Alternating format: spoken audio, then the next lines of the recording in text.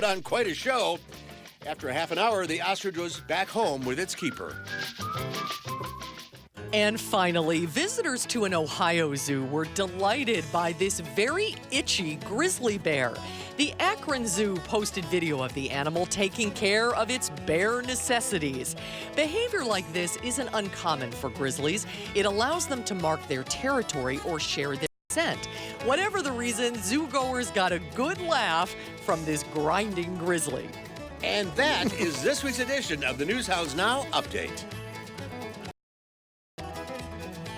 Louis does that. Yeah, he does. Sure.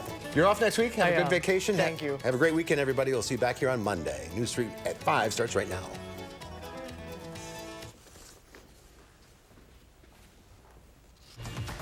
Right now at 5, Madison officers are still looking for suspects following a shooting on the Beltline early this morning.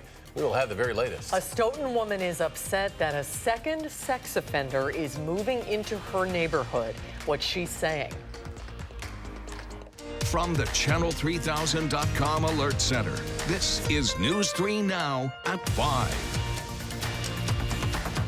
Thanks for staying with News 3 Now. Police are searching for the suspects involved in a rush hour shooting that happened this morning on the Beltline. Both cars involved have been found, but the people involved are still on the loose. Police say there was an exchange of gunshots between a Dodge Durango SUV and a Chevy Malibu on the Beltline near Rimrock Road. And that is where we find our Jamie Perez, who has the latest on the shooting. Jamie?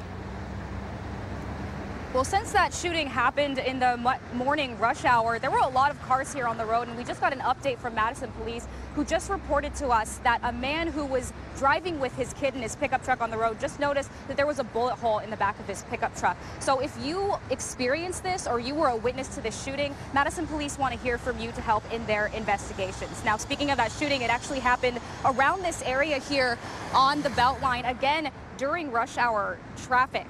Witnesses say that someone in a Durango stood out of the sunroof of that car and shot at some people in a Malibu before exiting off of Rimrock Road. Some witnesses told police that the two cars were seen earlier near Monona playing a bit of cat and mouse, driving recklessly through traffic before those gunshots were exchanged on the Beltline. Now, police tell me about 3 to 6 rounds of shots were fired from the Durango and a couple fired back from the Malibu. Police spokesperson Joel Despain says they're very fortunate that no innocent and unrelated drivers were hurt during the shootout, but says people should still be cautious with the suspects still out there. Not just us. You know, this is a very mobile, fluid situation, so we're working with a number of our partner agencies in Dane County. We're all working together on this and are very concerned, not just for the safety of people in Madison, but we're looking at Verona and Sun Prairie and Middleton and Fitchburg. Anyone in Dane County is at risk with these people running around and firing these guns. And police are reviewing traffic cams and the shell casing that they were able to find earlier on the Beltline. They are also working to find out who was driving the cars involved in the shooting. Again, they have located both cars and they are still investigating both of them. Again, if you have any information or you were a witness to this, you are asked to call Madison Police Crime Stoppers.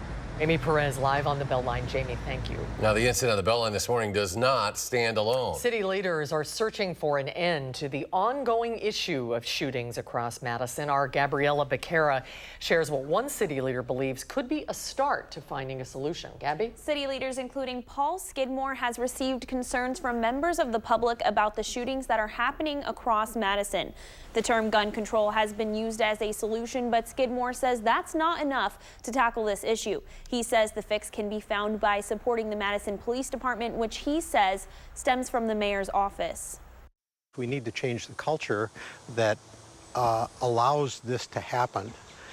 We need to change the culture on the city council and in the mayor's office to say enough is enough. We have to end this. Mayor of Madison, Satya Rhodes Conway, did not respond to an interview request. Skidmore also says new legislation would help, but certainly would not solve the entire issue. Other city leaders, including Tag Evers, says changes need to be made with gun laws. He says he supports the universal background check bill introduced by the governor. We'll continue to follow it. Thanks, Gabby.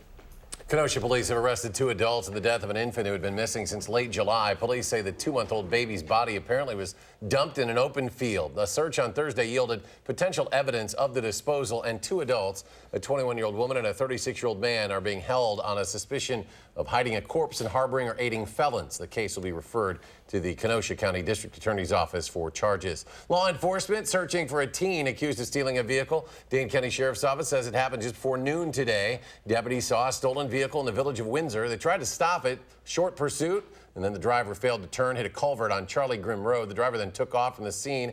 The passenger was taken into custody. Still looking for that driver. It's said to be a teenage black male, last seen in the Lake Windsor area near Oak Lane. Deputies say no one was injured. All right, the weekend's here. Let's get a look at your first alert forecast with Chief Meteorologist Gary Canalti joining us on the weather patio. Gary? Well, the sun's shining out here, and the humidity level has dropped just a tad from earlier this afternoon, so the chances for rain are pretty much gone. Let's take a look at visible cloud track. You can see the clouds that we had earlier today have shifted off to the east. Now we're seeing more sunshine. Doppler track. Some showers and thunderstorms over far eastern Wisconsin. Those have moved out of our area. It looks like one last shower has moved out of Rock County and now is into Walworth County. Otherwise, low temperatures this morning started out in the upper 50s to the lower 60s. It was a little warmer to the west where the humidity level started to increase. Right now, temperatures are right around 80 degrees, give or take a degree or two. Dew-point temperatures have dropped back to around 60 in Madison, but they're rising again out to the west, so it'll be a humid weekend. Look for partly cloudy skies overnight. Tomorrow, a partly sunny and warm day with a high of 83, but we could see a late afternoon thunderstorm. That's your News 3 Now First Alert forecast. Gary, thank you. A man accused of killing a Beaver Dam man has pleaded guilty. According to the criminal complaint, 21-year-old Nigel Schultz and Bradley Gerke were friends. Schultz had given Gerke a gun, but Schultz became suspicious of Gerke after Gerke said the gun had gone missing. Dodge County Sheriff's Office says Schultz shot Gerke 16 times back in October. Schultz told police he burned Gerke's body. A sentencing hearing is scheduled for January. A Beloit man is arrested following a burglary that happened in July. The town of Beloit police say the burglary happened in the 2200 block of Powwow Trail. Police say rare collector coins were taken. With the help of the public, 57-year-old John Isaacson was taken into custody and is currently at the Rock County Jail. He could face burglary and theft charges. Police say the stolen coins have not been found. A woman outside Stoughton is worried about another sex offender moving near her. Amy rejoins us now to show us why this woman says the way the state places sex offenders needs to change. Amy? Yeah, this is the 3rd sex offender placed in Stoughton in the last 5 years, and the 2nd within a mile of Chris Knickmeyer's home. She says something has to change. Chris Knickmeyer loves her quiet country road, but soon, right next door, the home sold just last month will hold a new neighbor she never wanted. It has a master suite and a jacuzzi, and it's up on a hill, as you can see, and it overlooks the countryside, so whoever moves in there will be able to watch all their neighbors.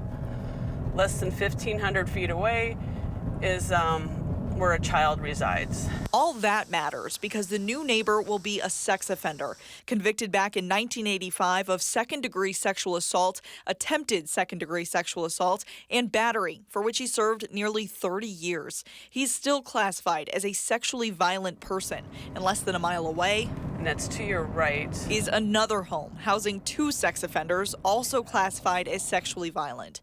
Chris gets that after prison, they need somewhere to go, but she doesn't understand why they have to keep being moved here. 2 within 1 mile apart is outrageous. Common sense needs to be used, and when you get a sick feeling in your stomach that something's not right, it's not right. She said legally, the state is placing them correctly. The state also says they'll check in on the man routinely at home and work, and they'll monitor him by real-time satellite, among other protections for neighbors.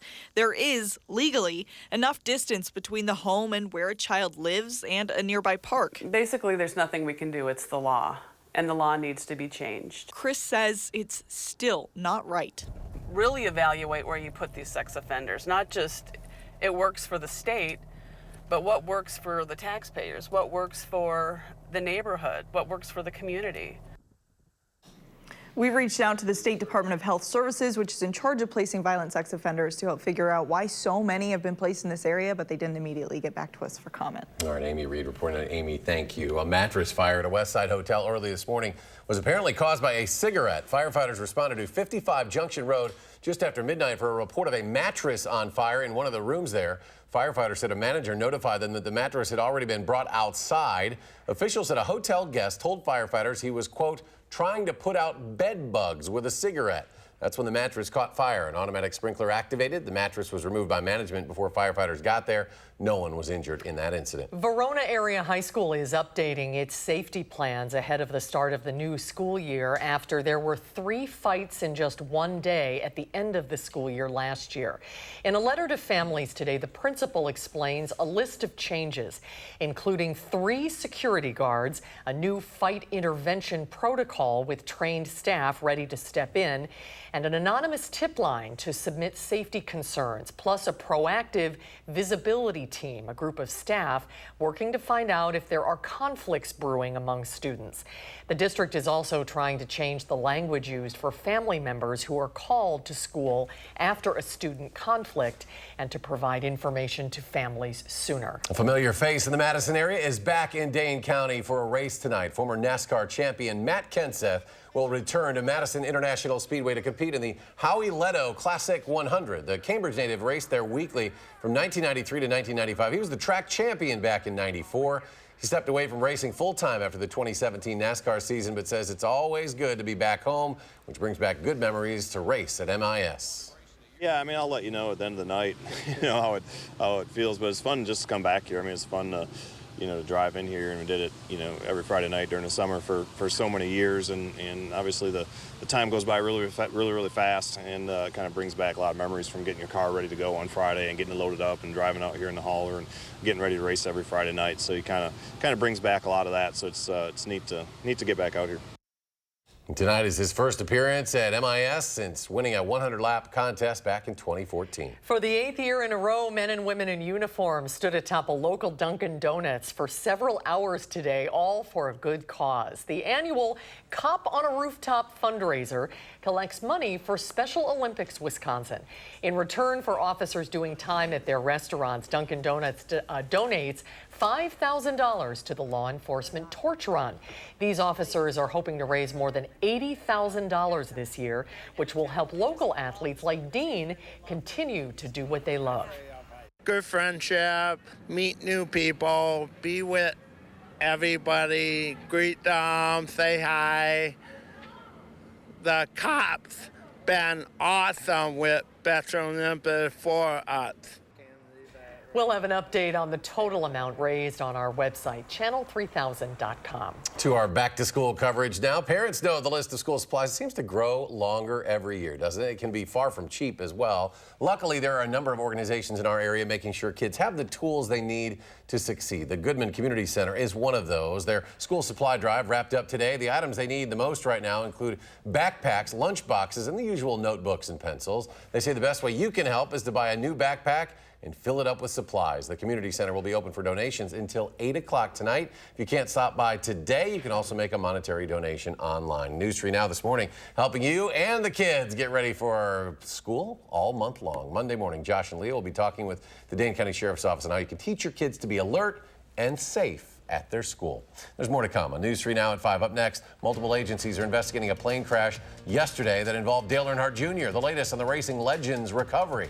And then coming up tonight on News 3 Now at 6, Governor Beaver signs an executive order setting a goal to move the state to 100% clean energy by 2050, how he plans to make that happen. Markets closed the week with strong gains. The Dow up 307 points. The Nasdaq adds 129. The S&P 500 jumped 41. We'll be right back.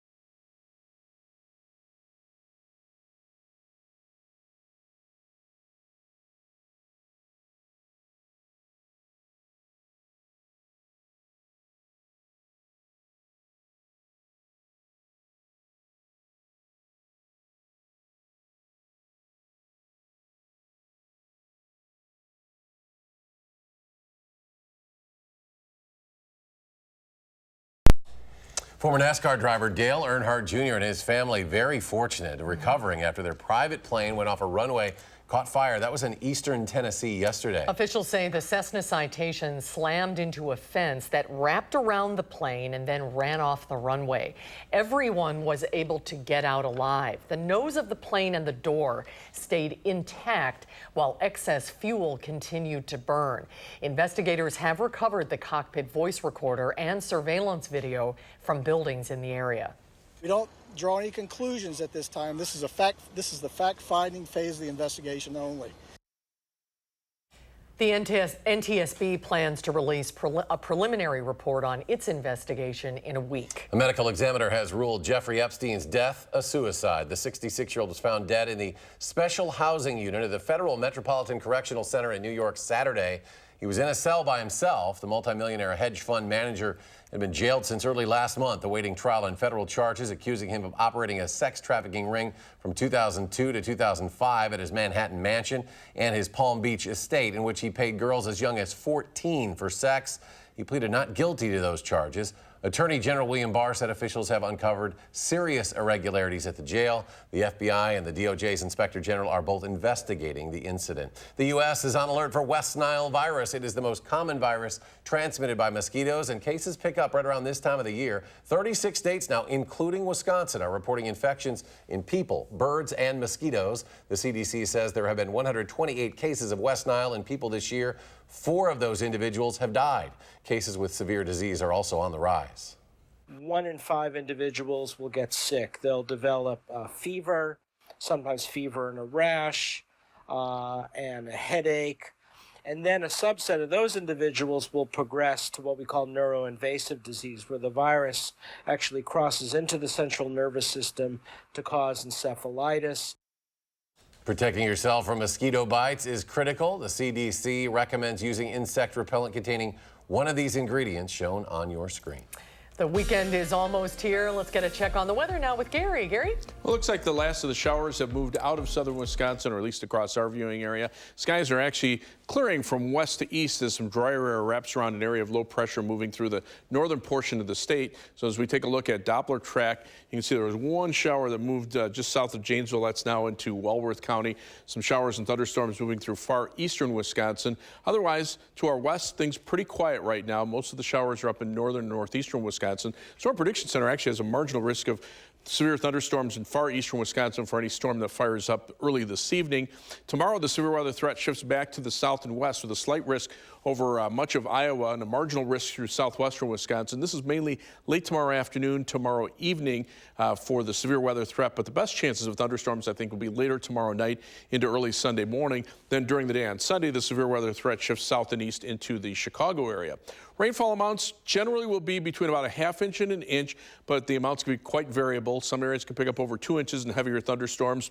Other areas less than ¼ inch. You can see the amounts kind of varying here just from the very latest computer update. So we'll have to see how much rain we get in a particular spot. Live here from the Queen Bee Radio Skycam in Platteville shows how the skies have cleared out nicely over southwestern Wisconsin, whereas the WISC sky cam shows a few more buildups of clouds, but again, those are moving to the east. This is the Edgewater Skycam in downtown Madison looking toward the southeast. You can see the buildup of towering cumulus clouds to the south and east, but again, those are moving away. High temperature so far, 80 degrees, low temperature 63, very close to the averages of 80 and 59. We're at 79 now. The humidity has come up a little bit. Yesterday, dew points were in the lower 50s. Now they're around 60. Still not too high. Winds out of the west at 7 miles per hour. Temperatures right now, 70s to around 80 through much of the state. Cooler in the northeastern portion of the state where there's a little more cloud cover. But dew point temperatures have gotten back to around 60 degrees here, a little higher over eastern Wisconsin, where there still is a chance for a shower or thunderstorm, but you can see the clouds have moved off to the east along with those showers and storms, and that has dried out the air. But the next weather system is waiting upstream. That'll be in here for later tomorrow night. And also, a slug of moisture from Colorado and areas to our south will probably erupt into thunderstorms later tonight and tomorrow. This trough of low pressure is what triggered the showers to our east today. The stationary front will start working back northward as a warm front. It won't quite get here all the way, so our temperatures only reach the lower 80s, but the humidity levels will increase. You can see south of that front, temperatures are near the triple digits over southwestern portions of Kansas, but the dew point temperatures are in the 60s to around 70, even north of that stationary front. So some of that moisture starts returning later on tomorrow night, and that will lead to shower and thunderstorm chances. So pretty quiet for tonight. A batch of showers and storms moving to our south during the day tomorrow, but by tomorrow afternoon, could see a shower or thunderstorm pop up. Better chances later tomorrow night into Sunday morning. Then those will move out. We'll start to clear out Sunday afternoon, maybe seeing a little bit of a drop in the humidity at that point, but it should come back again for Monday and Tuesday before a more significant change in the weather pattern occurs next week. 61 for the overnight low temperature. It'll be partly cloudy. Could see some patchy areas of fog. Tomorrow, look for a high temperature of 83 degrees. It'll be warm and humid. Chance for a late afternoon shower or thunderstorm. On future track, not looking for any rain for tonight, but there could be some patchy fog. Tomorrow, look for high temperatures in the low 80s. By late afternoon, start to see some showers and storms pop up. Best chances of storm later tomorrow night into early Sunday morning. Those will move out, and then we're back to some sunshine by Sunday afternoon. Again, the rainfall amounts, depending on where you are, the heavier thunderstorms could drop an inch or two of rain. Other areas could pick up much less than that. 7 to 10 day forecast, though, calls for temperatures to stay in the 80s for the early part of next week. We've dropped the temperature forecast now for Wednesday, Thursday, and Friday with a drop in the humidity, a little surge of moisture on Saturday of next weekend, and another drop in the temperatures after that. As we take a look at first alert traffic this afternoon, this is the live view from the tower camera at the Beltline and Park Street from the DOT. Traffic moving in both directions pretty steadily, but on the slow side, seeing some minor delays, at least eastbound on the Beltline from around Monona Drive back to around Park Street. Westbound, some delays from Fish Hatchery Road to John Nolan Drive. Right now, it's a 20-minute commute just about either direction on the Beltline between University Avenue and the interstate. Heading out of Madison, 27 minutes down to Janesville on I-3990. Only 16 minutes to Sauk City on US 12, but it's 20 minutes out to Sun Prairie on East Washington Avenue and US 151. That's your News 3 Now First Alert traffic. All right, thank you, Gary. Still ahead on News 3 Now at 5. What NASA is doing to make sure they go back to the moon. We'll explain after a short break.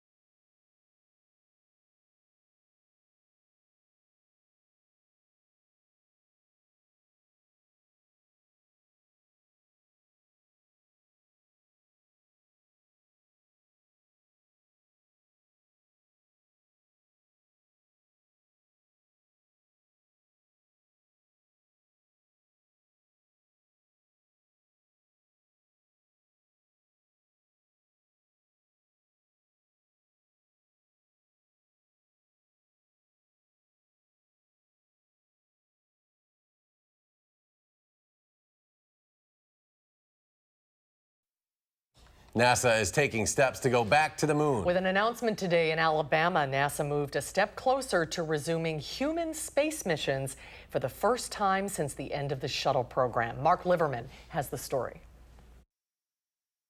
NASA took a big step forward in its race back to the moon, unveiling the headquarters for its lunar landing program. That landing system is going to be led out of the Marshall Space Flight Center right here in Huntsville, Alabama. NASA showed off the massive hydrogen tank for the rocket expected to power the first human space missions since the end of the shuttle program in 2011. The Space Launch System is the world's most powerful launch vehicle ever developed and soon to fly, and it will be our backbone for the transportation system to Moon and Mars. The Artemis program includes components from a partnership with private companies. The first unmanned test flight is planned for next year. 2 years later, a test flight with crew, and in 2024, the first lunar landing. This is going to require the absolute best minds from all across NASA and all across industry. Texas lawmakers had pushed to bring the Artemis program to the Johnson Space Center, Houston, but the Marshall facility in Huntsville has history as the flight center where the Apollo rockets were built, and lawmakers were on hand to cheer the decision. We have the highest concentration of engineers in the United States of America.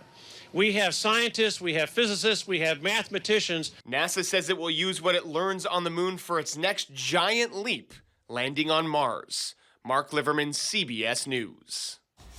Stay with us. We'll have another check of your forecast for the weekend in just a moment.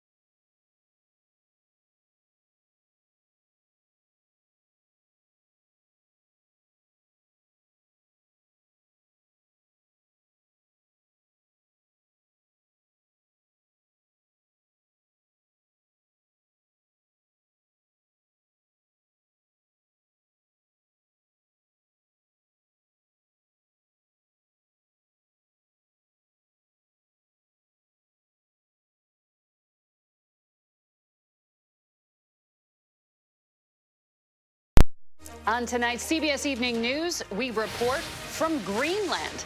President Trump is interested in buying the ice-covered island, but are officials selling? Her father died in a supermarket shooting. Now she's taking on the gun policy of the nation's largest grocery chain. And Steve Hartman brings us a story of enduring love that proved the doubters wrong. That's tonight on the CBS Evening News.